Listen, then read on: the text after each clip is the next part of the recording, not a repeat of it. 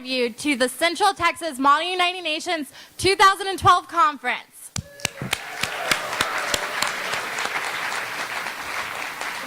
My name is Samantha Smith, and I'm the Deputy Secretary General, and I will be your Master of Ceremonies tonight. I would like to thank our wonderful USG of Technology, Shelby Wilson, for making that awesome video. I'd also like to introduce you to the rest of our Office of the Secretary General. We have our USG of Crisis, Nirja Mehta. Our USG of Registration, Evan Hadfield. Our USG of Delegate Services, Mackenzie Seidel.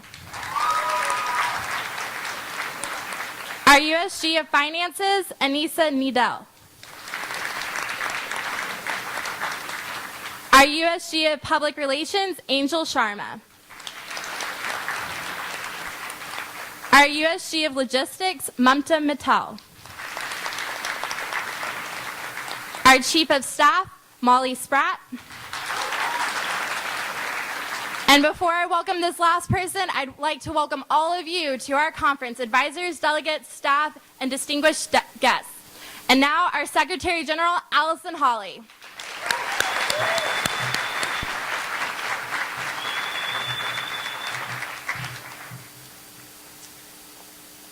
Board members, guests, staff, and delegates.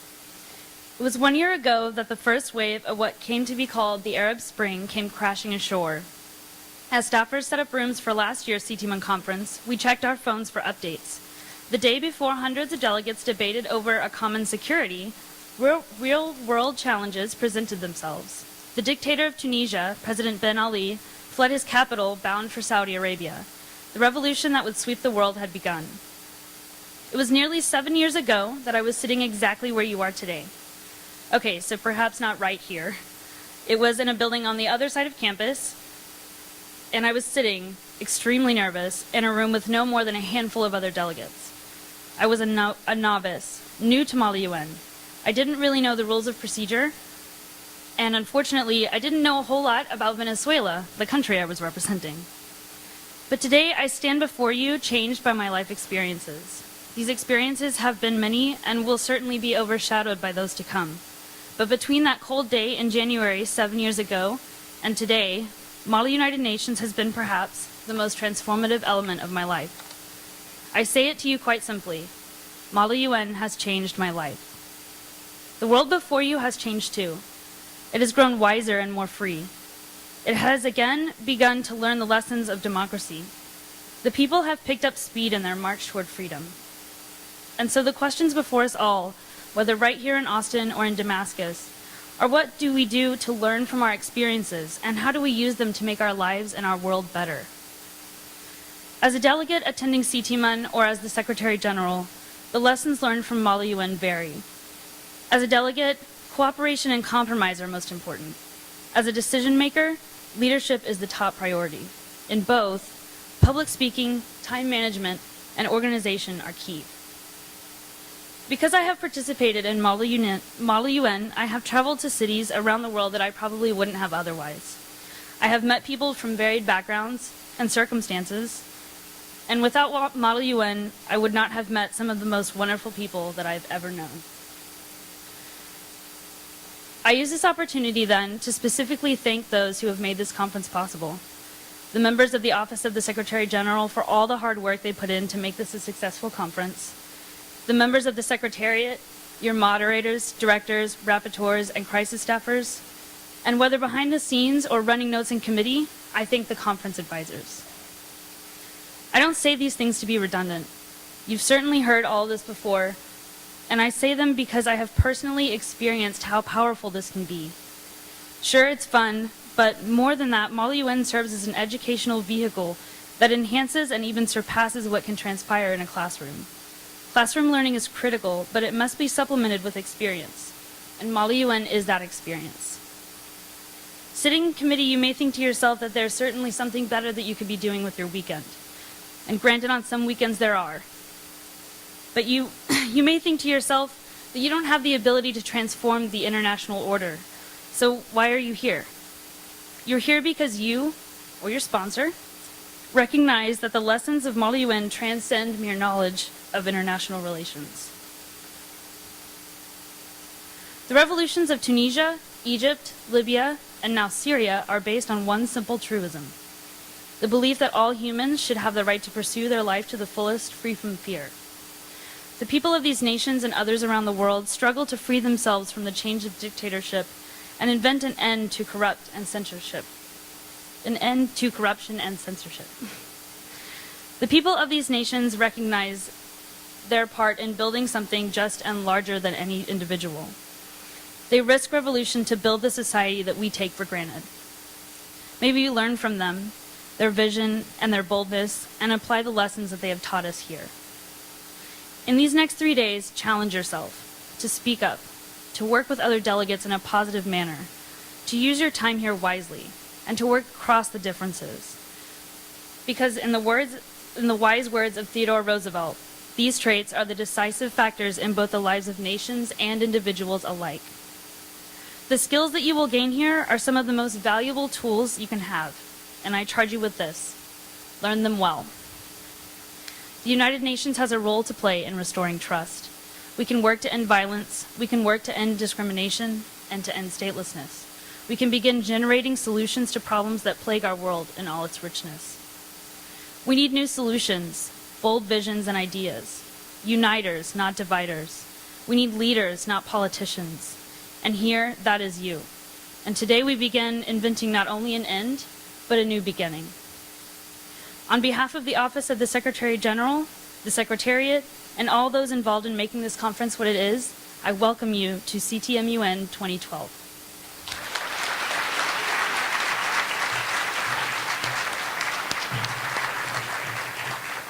Thank you, Allison. And now I'd like to welcome our distinguished keynote speaker, Yubeli Perez.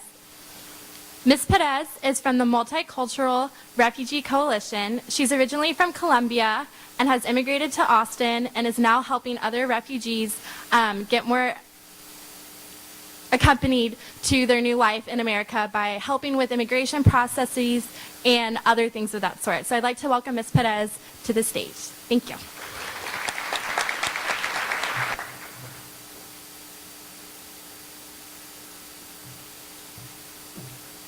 Good afternoon, everyone. Can you hear me? Yes. Thanks for the Office of Secretary General for having invited me tonight. It's an honor to be here with all of you. A week ago, I was sitting in a small office in San Antonio.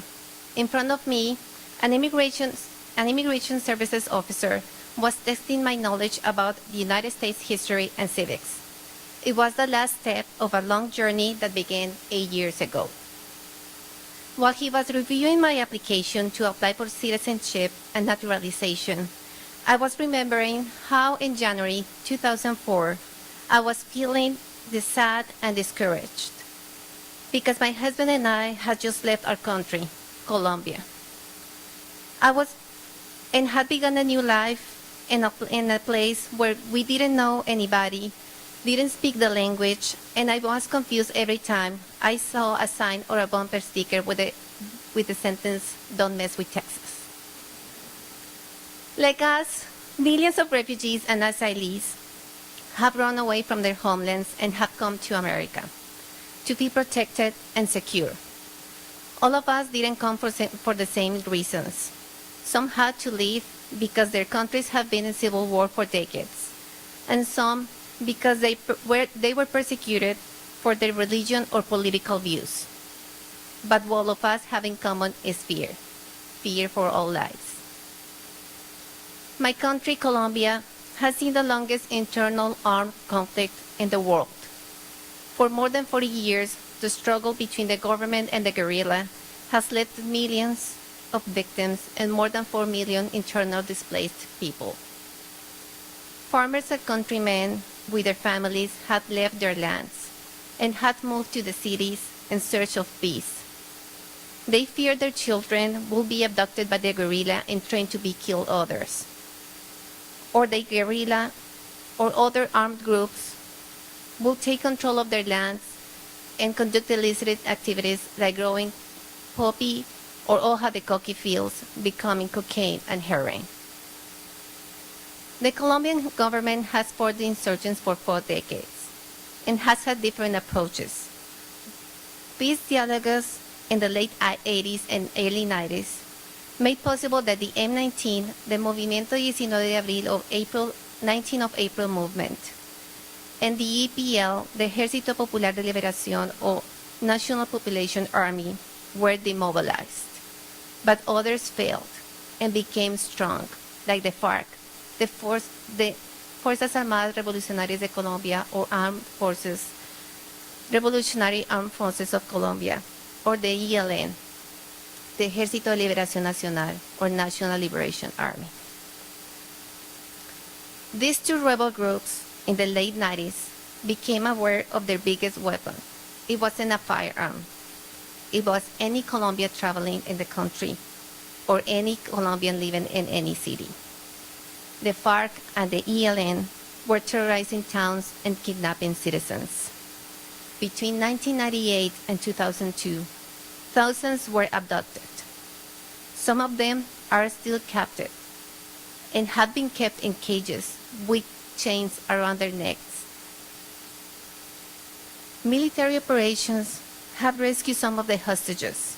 Others were not fortunate and were killed by the guerrilla at the moment the Colombian army was trying to rescue them. Besides all the military and social help my country was receiving from the United States and the European Union, society must be trusting the government. Nothing was happening and the population was not feeling secure. Then, in 2003, a young group of politicians decided it was time for a change. They decided to run for office. They were not afraid to talk, and they spoke out and voters were listening. Sadly, some of them were shot at by the bullets. Others were threatened and had to run away, leaving their homes and their families. Now imagine. Right now you're living with your parents. They go to work and you go to school. You meet your friends, do your homework, and go to the movies. You play a sport and have fun on the weekends. You have a home and know by the end of the day you will go to bed and wake up the next day feeling safe. But suddenly your life is in danger. You're afraid something will happen to you or to your family. You begin to ask, am I going to see them by the end of the day? Am I safe? Are they safe? You have the option to escape. Time is running. You can grab what you can, but the clock is ticking. There's no time to be picky. You take your clothes, you put them in a suitcase, and say goodbye to your parents. The journey has begun. You have crossed a border or took a plane, and you find yourself in the middle of nowhere, alone, looking at the horizon, feeling empty and lost. This is the situation refugees and asylees live every day when they flee their homes. This happened to me and my husband. We didn't choose to come here. Living in Austin was not what we had planned for. We couldn't go back to Colombia, and we realized we have to begin a new chapter in our lives, the resettlement process. The United Nations High Commission for Refugees refers refugees and asylees to the United States Refugee Admissions Program. After they have met the criteria and they are interviewed and screened, an officer from the Department of Homeland Security determines if the person is eligible for resettlement. If the application is approved, the refugee receives a medical exam, a cultural orientation, and a loan to pay for the airplane ticket. Then is matched with one of the resettlement agencies in the United States. When they arrive, a member of the agency welcomes him or her and takes him to an apartment that has already been arranged. I have reviewed in a few sentences a process that takes time. Some refugees and asylees have to wait 2, 5, or 10 years in a refugee camp or in a country of asylum for the approval of their case. Now imagine again. You have crossed the border or your plane has landed. You see a person who's greeting you and explain what will happen in the next weeks. You think him or her will be by your side. But you're not the only one who's fleeing. Thousands of people like you are being accepted every day.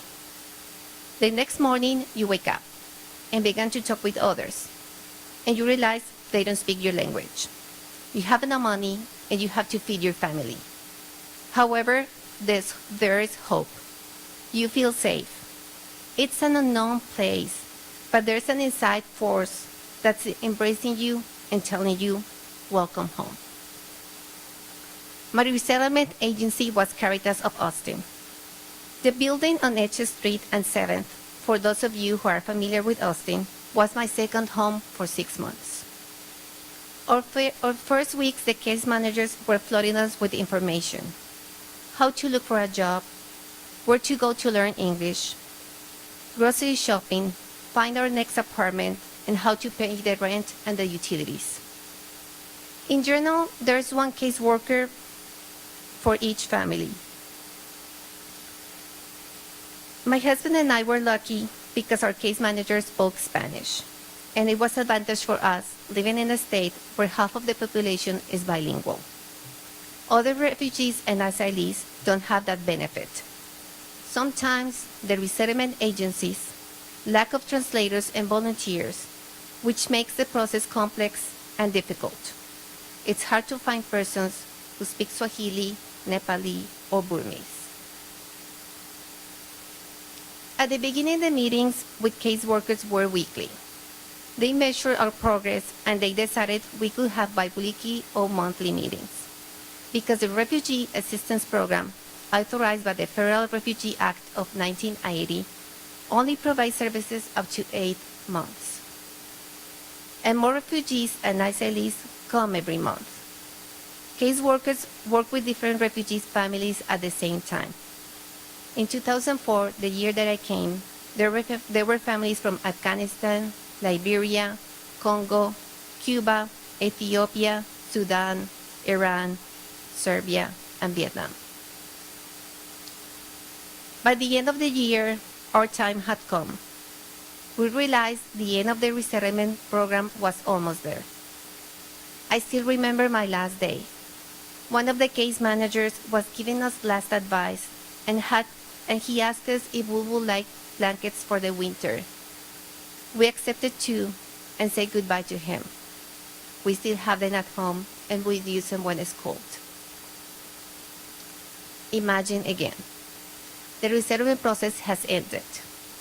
You have the basic skills to carry on with your life. And now it's up to you to use what you have learned. You see different road signs, and you are not sure which path to take. Do you go back? Do you look for help? Or do you embrace yourself and set up a new goal? My husband and I chose the last path. We decided to support each other because there was nobody else who could help us at that time. Our first objective was to improve our English. The work schedules were intense. We had 2 part-time jobs, and it was hard to find an English course at no cost. We found out about the English as a second language classes for adults at the Austin Community College. I remember those long days. We were determined to learn the language and to have the opportunity to look for better jobs. The next years we learned, we failed, and we stood back up. And by 2008, we were working our dream jobs. My husband was at Dell, and I was working in a nonprofit in East Austin. One day, I was forwarded an email from Matt Goodman Erskine, Executive Director of the Multicultural Refugee Coalition, or MRC. MRC was founded in 2009 by 2 refugees from Liberia and 2 American women who realized that there was a lack of assistance after the resettlement process.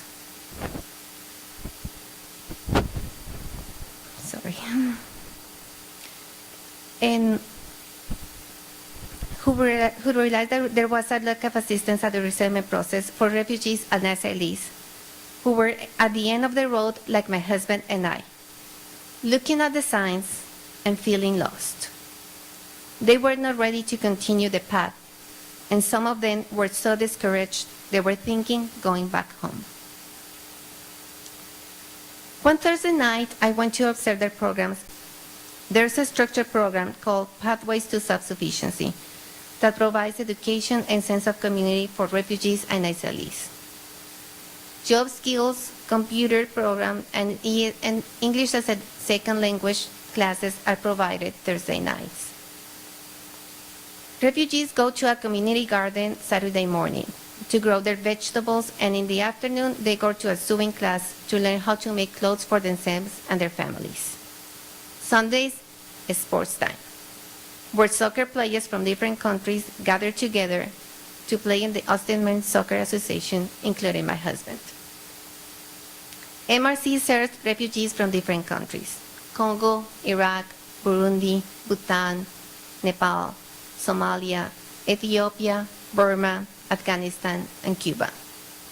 Sometimes in a room or in a soccer field, there are people that don't speak the same language, but they always find a way to communicate. There are some refugees that have lived in different countries before they arrived to America, and they have learned how to speak 2 or 3 languages. Sometimes they help as translators for other refugees, and sometimes you see them seated by themselves, looking deeply. One of them was Euclide Amani, a refugee from the Democratic Republic of Congo. His beloved country has been in civil war despite the signing of peace agreements in 2003. And more than 5 million people have died, and millions of women and girls have been sexually abused. One Thursday night, he came to visit the center. He had found out about MRC through his resettlement agency, Refugee Services of Texas. I was there that night, and he was sitting in front of the computer, waiting for someone to help him. I greeted him and asked him how could I help him. He was looking for a job. I asked him if he spoke French. He quietly answered, oui. And suddenly my memory was refreshing with all the French lessons I took when I was in college. We had a conversation about how long he had been in Austin, where he was from, and how our stories are connected. Amani has an inside force like no one else. He was at MRC every Thursday night, sending job applications, helping to translate from French to English and from Swahili to English. And when he was not there, he was encouraging other refugees from the Democratic Republic of Congo to engage and don't overlook the horrors committed in his country. He empowered himself, he found a job, and he has never forgotten where he came from. We are here tonight because we are part of inventing an end. The ends are the beginning of good things. In 2004, I was closing a door, my life in Colombia. But at the same time, and despite my sadness, I was hoping for the best. Now we are inventing another end. My husband and I will become United States citizens and will be able to go back to our country after 8 years. The guerrilla is still fighting, but day by day they are losing the battle. People is speaking up and saying no more lies, no more kidnappings, and no more deaths. Other refugees and asylees are also inventing their ends. They are transforming their lives and have left behind their experiences at refugee camps. But they will never forget what happened to them because it makes them who they are and how they can learn from their past to build the future. Amani hopes to join the United States Army. He wants to serve the country that helped him. He wants to go to college and bring his family to America. He hasn't seen them in years, and he wants for them the same opportunity he was given when he was resettled to Austin. Now imagine inventing your own end. Thank you.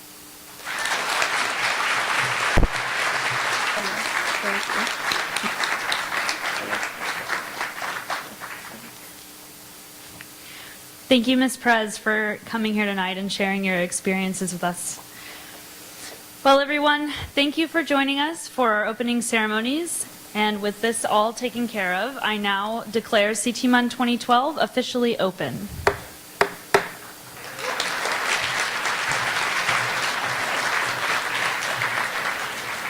Now, before you go off to your first committee session, we have a couple announcements. This year we're doing things a little bit different, and instead of rose sales, we're selling candy. And it's going to a wonderful cause with an organization called Us International. And all the money will be donated to them, and we really want to have a huge competition between committees, so everyone in your committee, get them to donate to Us International. Also, we are going to instruct delegates out of the room by building in which their committee